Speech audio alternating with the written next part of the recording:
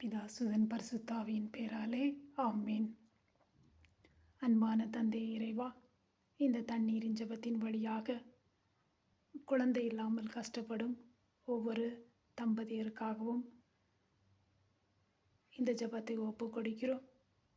தந்தையே, அவருடைய மனக்குமரல்களையும் மன கஷ்டத்தையும் அறிந்தவர் நீர் ஒருவரே. நீர் தாமே அவர்களுடன் இருந்து அவர்களுக்கு குழந்தை செல்வத்தை தர வேண்டிய பாக்கியத்தை அவர்களுக்கு அருளி அவர்களுக்கு நிறைவான மகிழ்ச்சியையும் சந்தோஷத்தையும் தந்தருளும்.